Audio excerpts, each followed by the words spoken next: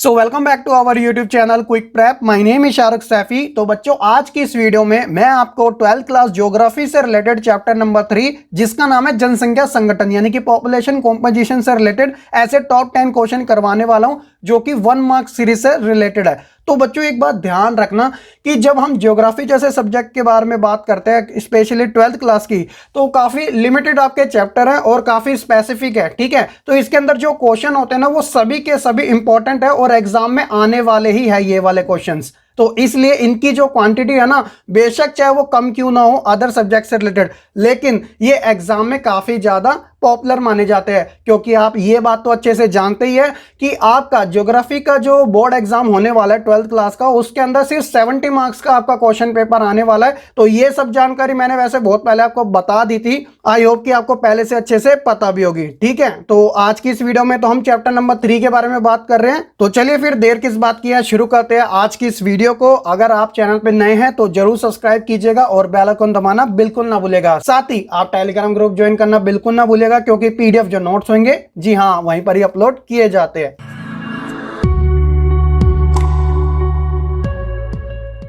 यहां पर बच्चों, क्वेश्चन नंबर फर्स्ट की शुरुआत करने से पहले आपको एक इन्फॉर्मेशन दे देता हूं। इफ अगर आपको कंटेंट से रिलेटेड चैप्टर की वीडियो देखनी है तो मैंने फर्स्ट और सेकंड बुक दोनों ही कंप्लीट करवा दी है। बस फर्क सिर्फ इतना है कि जो सेकंड बुक है आपकी, उसका लास्ट चैप्टर रह गया, जो कि 1 शॉट वीडियो में कंप्लीट करा दिया जाएगा। तो प्लेलिस्ट में आप जाएंगे तो आपको आराम से मिल जाएगी। और साथ ही जो पीडीएफ नोट्स होते हैं वो भी मैंने टेलीग्राम ग्रुप में दोनों ही बुकों के कंप्लीट अपलोडेड कर दिए, तो आप डाउनलोड कर लेना। ठीक है बच्चों, चलिए शुरुआत करते हैं अपने पहले क्वेश्चन के साथ, जिसमें बात की गई है कि जनसंख्या का कौन सा आयु वर्ग कार्यशील कहलाता है, यानी कि वर्किंग वाला। तो काफी सिंपल सा है, जिनको चैप्टर के अंडरस्टैंडिंग होगी। ऑप्शन देखिए पहले, 0 से लेकर 14 साल वाला, 15 से लेकर 59 साल वाला, या फिर 60 प्लस वाला, और डी बात करता है नन ऑफ द अबव, इनमें से कोई नहीं। तो जब बात आती है जनसंख्या के कार्यशील वर्ग की, तो हमेशा 15 से 59 वाला जो वर्ग कहलाता है ना, वो एक्टिव होता है, यानी कि यही देश की अर्थव्यवस्था में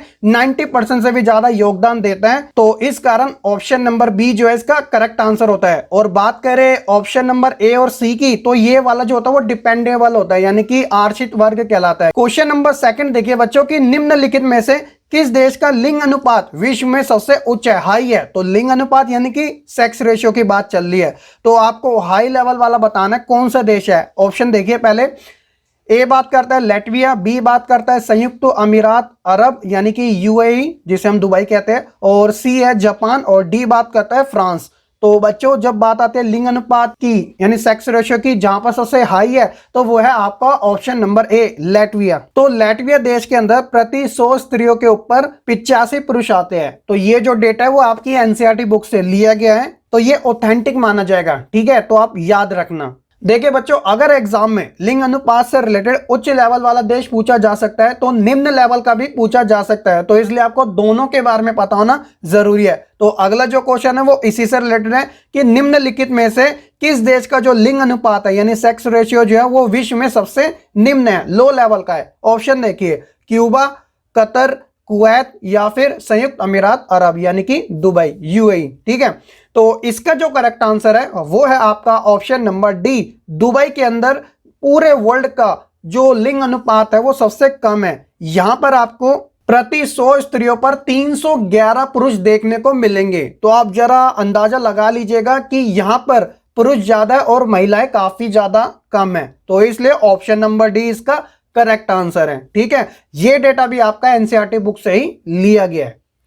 अगला क्वेश्चन देखिए, जो काफी चांसेस है अब की बार एग्जाम में आने के कि लिंग अनुपात का आपको सूत्र लिखना है। ठीक है, सेक्स रेशियो का फार्मूला क्या होता है, किस तरीके से हम इसका डेटा निकालते हैं। तो काफी सिंपल है, और आप तो इतने अच्छे बच्चे हैं कि आपको ऑलरेडी पता भी होगा। जी हाँ, पुरुष जनसंख्या अपॉन में स्त्री जनसंख्या मल्टीप्लाई 1000। तो अगर आप इस कैलकुलेशन को यूज करोगे तो आपका प्रति 1000 पुरुषों पर स्त्रियों की जनसंख्या अनुपात निकल कर सामने आ जाएगा। ठीक है, क्वेश्चन नंबर 5 है बच्चों की, जिन देशों में पुरुषों की तुलना में स्त्रियों की जो जनसंख्या है, इफ अगर वो कम होती है तो वहां पर लिंग अनुपात कैसा देखने को मिलता है। ऑप्शन देखिए, ए बात करता है स्त्रियों के प्रतिकूल होता है यानी कि उनके अगेंस्ट होता है। बी बात करता है स्त्रियों के अनुकूल होता है यानी कि लड़कियों के फेवर में होता है। सी बात करता है ए और बी दोनों हो सकते हैं, फेवर में भी और अगेंस्ट में भी। और डी बात करता है ना ही फेवर में होता है ना ही अगेंस्ट होता है, यानी कि दोनों ही ऑप्शन गलत है। ठीक है, तो देखिए जब बात आती है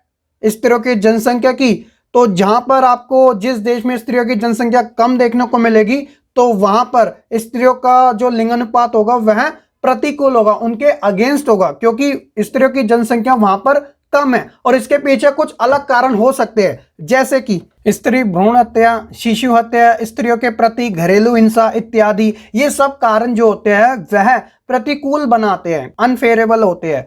और अगर वर्ल्ड की बात की जाए तो 72 से ज्यादा ऐसे देश है जो इस कैटेगरी में आते हैं। और वहीं इसी के अपोजिट जो क्वेश्चन है वो बिल्कुल सिमिलर है, बस थोड़ा सा फर्क ये है कि क्वेश्चन नंबर 6 बात करता है जिन देशों में पुरुषों की तुलना में स्त्रियों की जनसंख्या अधिक होती है तो वहां पर लिंगानुपात ऑप्शन बिल्कुल सेम रहेंगे, प्रतिकूल होगा, अनुकूल होगा। ए और बी दोनों ही सही है, ए और बी दोनों ही गलत। तो यहां पर जो करेक्ट आंसर होगा वो होगा आपका ऑप्शन नंबर बी, यानी कि यहां पर लड़कियों के फेवर में होगा। और इसके क्या कारण हो सकते हैं, जैसे कि स्त्री शिक्षा, रोजगार हो गया, सरकारी नीतियों में स्त्रियों की काफी ज्यादा भूमिका होगी, फेमिनिज्म का बोलबाला इत्यादि। ये सभी चीजें जो होती है वो लड़कियों के फेवर में होती है। और वर्ल्ड के अंदर 139 से ज्यादा ऐसे देश है जो इस कैटेगरी में आते हैं, खासकर जो ऑलरेडी डेवलप है। एग्जाम्पल के तौर पर जैसे वेस्टर्न के जो कंट्रीज होती है ना, वहां पर जो लिंग अनुपात सेक्स रेशियो होता है वो महिलाओं के फेवर में होता है। चलिए बात करते हैं अपने क्वेश्चन नंबर 7 की, कि निवास के आधार पर विश्व जनसंख्या को किन दो वर्गों में विभाजित किया गया है। एक बात ध्यान रखना, ये क्वेश्चन ऑलरेडी एग्जाम में पूछा जा चुका है, बोर्ड एग्जाम में। ठीक है, तो इसका जो करेक्ट आंसर है ऑप्शन वाला नहीं है, डायरेक्ट आपको देना पड़ेगा, वो है नगरीय तथा ग्रामीण जनसंख्या। ठीक है, क्वेश्चन नंबर 8 देखिए कि जनसंख्या पिरामिड में विस्तृत जनसंख्या का आकार किस प्रकार का देखने को मिलता है। तो यहां पर क्वेश्चन है आपका जनसंख्या पिरामिड से रिलेटेड। तो मैंने आपको 3 तरह के पिरामिड बताए थे चैप्टर को समझाते वक्त, अगर आपको वो पता होंगे विद इमेजेस के थ्रू बताए थे, ठीक है, तो आपके लिए आंसर काफी सिंपल सा है। तो यहां पर आपको उसका आकार बताना किस टाइप का है। तो देखिए इसका जो करेक्ट आंसर है वो है आपका ट्रायंगल, यानी कि त्रिभुज आकार का। ठीक है, क्वेश्चन नंबर 9 देखिए कि इनमें से स्थिर जनसंख्या पिरामिड वाला देश हो सकता है। ऑप्शन देखिए, बांग्लादेश, मैक्सिको, ऑस्ट्रेलिया या फिर लैटविया। तो correct answer is option number C, Australia. क्या रीजन है इसके पीछे, क्योंकि यहां पर जन्म दर और मृत्यु दर लगभग समान ही होते हैं, इसलिए यहां पर जो पिरामिड देखने को मिलता है जनसंख्या का वो स्थिर होता है, फिक्स्ड होता है। ठीक है, चलिए अब बात करते हैं क्वेश्चन नंबर 10 की, कि भारत के किस राज्य में साक्षरता यानी जिसे हम लिटरेसी कहते हैं सबसे अधिक देखने को मिलती है। कारण सहित आपको उत्तर देना है, तो इसका आंसर आप मुझे कमेंट करके बताओगे। ये आपके लिए एक क्वेश्चन मैंने दिया है और हर बार मैं देता हूं। ठीक है, ऑप्शन बता देता हूं, मणिपुर, केरला, तमिलनाडु या फिर गुजरात। रीजन के साथ बताना है, देखते हैं कितने बच्चे काफी अच्छे तरीके से एग्जाम्पल दे पाते हैं। तो बच्चों ये थे हमारे चैप्टर नंबर 3 से रिलेटेड टॉप 10 क्वेश्चन, जो कि बोर्ड एग्जाम में काफी ज्यादा इंपॉर्टेंट है। तो आपको एक भी क्वेश्चन ग्रांटेड नहीं लेना, और जिन क्वेश्चन का मैंने आपसे आंसर पूछा है वो मुझे आप कमेंट करके जरूर बता देना। आई होप कि आपको ये जो वीडियो वो काफी पसंद आई होगी। तो आप वीडियो को लाइक, कमेंट, शेयर करना बिल्कुल ना भूलेगा। साथ ही चैनल पर नए हैं तो सब्सक्राइब करके बेल आइकन जरूर दबा दीजिएगा, ताकि आपको आने वाली हर एक लेटेस्ट वीडियो के अपडेट सबसे पहले मिल सके। टेलीग्राम ग्रुप जरूर ज्वाइन कर लेना, क्योंकि वहां पर ही आपके सभी पीडीएफ और जो अपडेट देनी होती है कि अगली वीडियो इस टॉपिक पे मैं या इस सब्जेक्ट से रिलेटेड डालने वाला हूं, तो वहां पर आपको मिल जाएगी। ज्वाइन करना बिल्कुल ना भूलेगा। सभी के जो लिंक है वो आपको डिस्क्रिप्शन में मिल जाएंगे, और आई बटन में भी मैंने ऑलरेडी दे रखे हैं, तो आप चेक कर लेना। ठीक है, चलिए आज की इस वीडियो में इतना ही। मैं मिलूंगा आपको फिर एक नई वीडियो के साथ। खत्म, bye bye, tata, goodbye, गया।